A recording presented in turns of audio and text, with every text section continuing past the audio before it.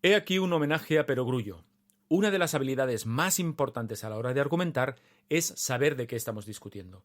Vaya una cosa, me dirás, pero aunque obvio, si has escuchado el episodio 40 de este mismo podcast, sabrás que numerosos debates se enturbian porque las partes pierden de vista el objeto de discusión. En este capítulo vas a aprender cómo tienes que proceder para demostrar o refutar la primera de las causas de discusión, la existencia de un hecho. Esto es, créeme lo que te digo, episodio 44.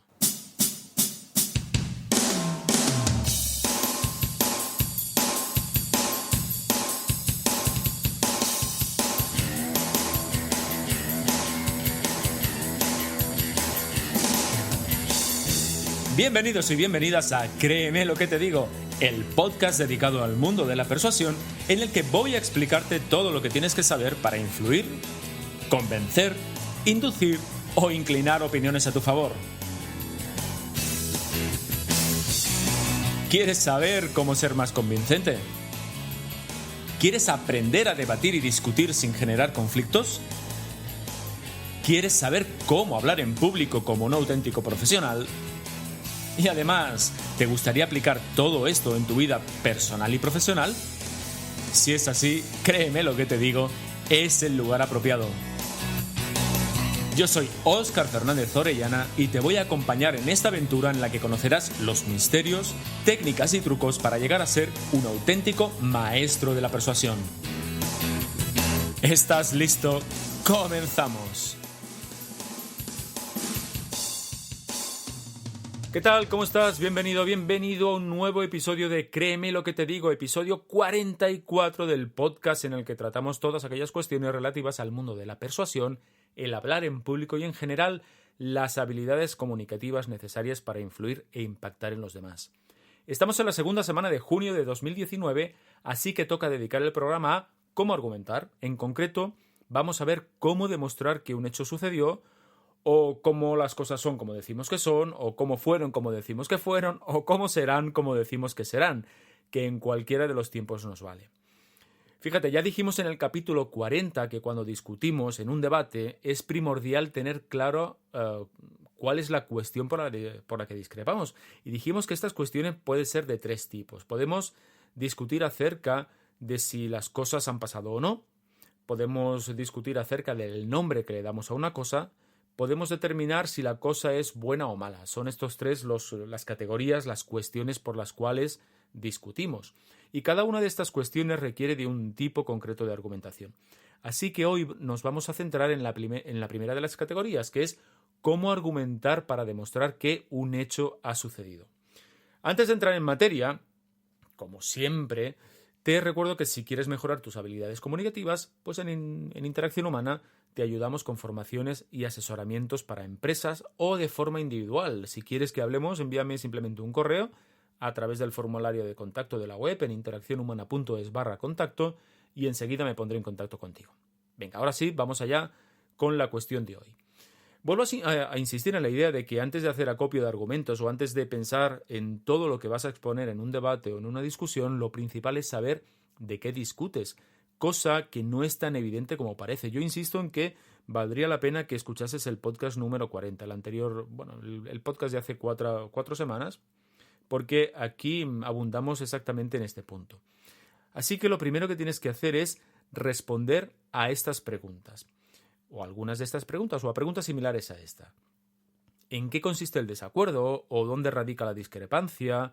¿O qué me niegan? ¿O qué me dicen que no es cierto? ¿O qué pretendo concretamente rechazar? Es decir, puedes realizar preguntas similares para concretar exactamente cuál es el tema de discusión, cuál es el tema de debate. Como te he dicho, la primera categoría de causas de un debate o de una discusión es determinar si un hecho ocurrió o no.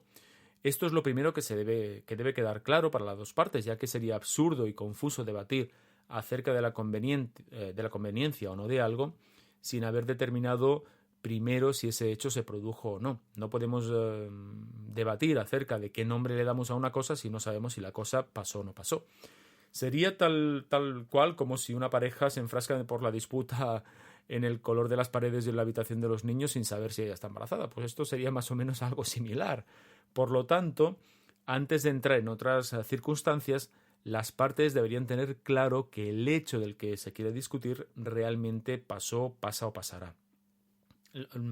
Lo pongo en los 3 tiempos verbales porque podemos discutir, de hecho, acerca de la existencia de un hecho hoy o de la existencia de un hecho pasado o un hecho futuro. Da igual el tiempo verbal en el que sea. En cualquier caso, si esto no está demostrado, si no está claro que el hecho existe, si no está claro que el hecho ha pasado o pasará, nunca entraremos a discutir acerca de alguna de las otras categorías. Ahora imaginemos que efectivamente quieres demostrar la existencia de un hecho. Entonces lo que vamos a hacer es ver cómo hacerlo. Antes de nada, déjame recordar algo que, aunque es evidente, vale la pena constatar, y es que 2 partes discuten la existencia o no de hechos que no son evidentes. ¿Qué quiero decir con esto? Pues que no discutimos, o eso espero, sobre acontecimientos a los cuales existen certezas, como por ejemplo si es de día o de noche, si llueve o no llueve, si alguien habla o calla, si ha subido la bolsa o ha bajado, etc. Esto no es motivo de debate porque simplemente nos vamos a comprobarlo. Podemos tener evidencias directas, sensoriales, además de si algo ha pasado o no. Por lo tanto, no es susceptible de debate. Todas estas cuestiones son directamente demostrables, ¿no? Entonces, no perdamos ni un segundo en debatirlas con nadie.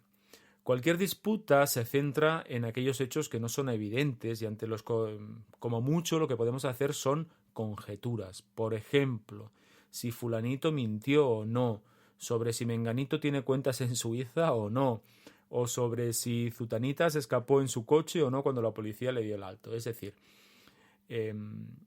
discutimos sobre la existencia de hechos sobre los que no tenemos evidencia directa.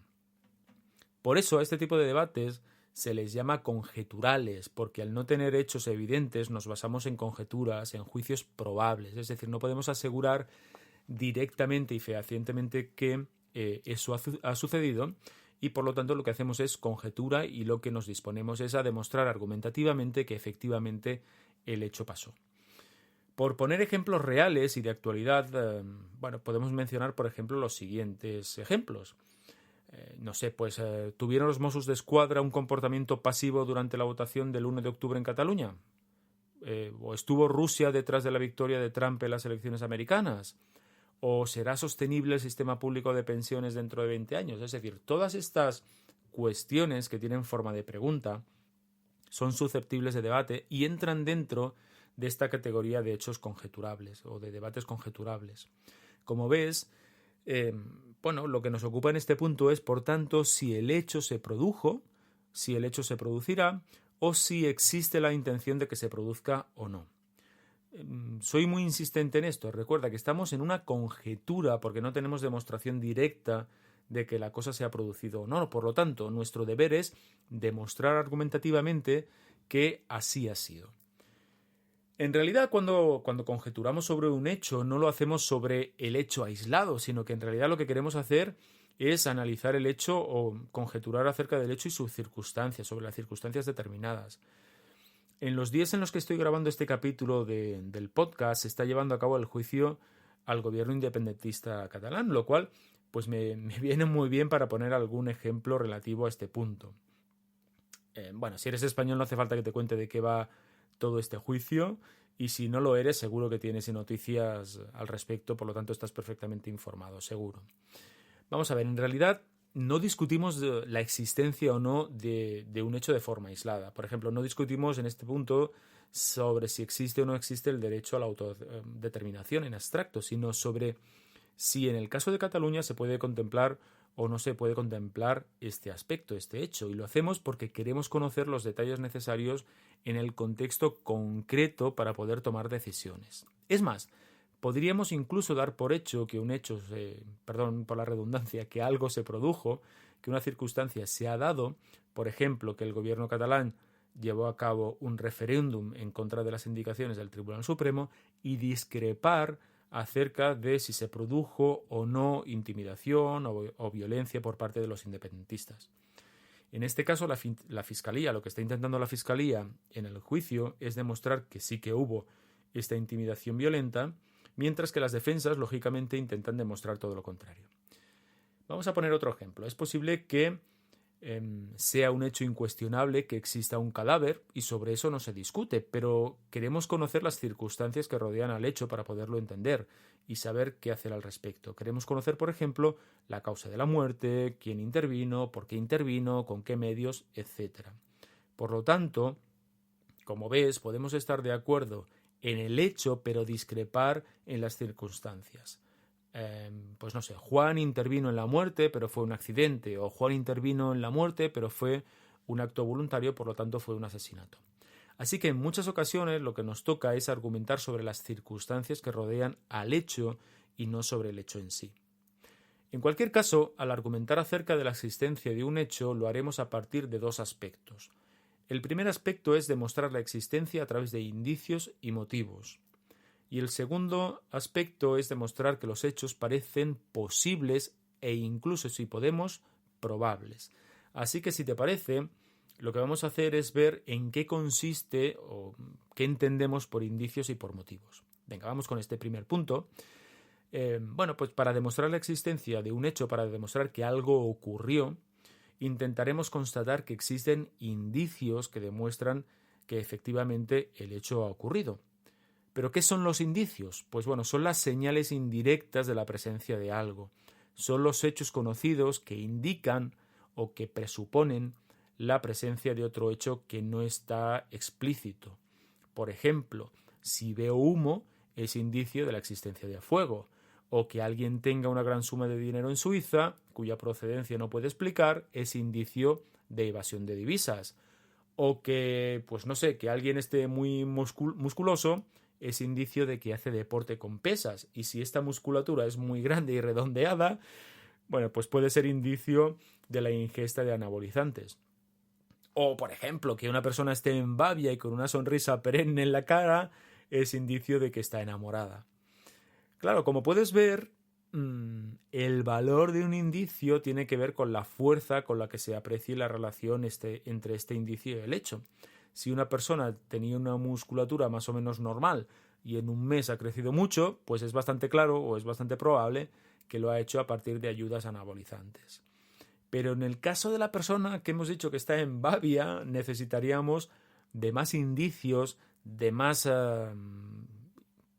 más fuertes incluso, para llegar a la conclusión de que está enamorada, pues porque podría estar en babia y con una sonrisa perenne por algunos otros motivos. Como puedes ver, cuando hablamos de indicios, en el fondo estamos hablando de pruebas, y uno de los ámbitos comunes en los cuales se busca denodadamente estos indicios es, como puedes imaginar, el ámbito judicial al que nos hemos referido anteriormente. Un fiscal en realidad lo que intenta es demostrar que los indicios que existen demuestran sin lugar a dudas que la persona cometió el delito del cual se le acusa, mientras que la defensa, claro, pues lo que intentará demostrar es que esos indicios no son concluyentes.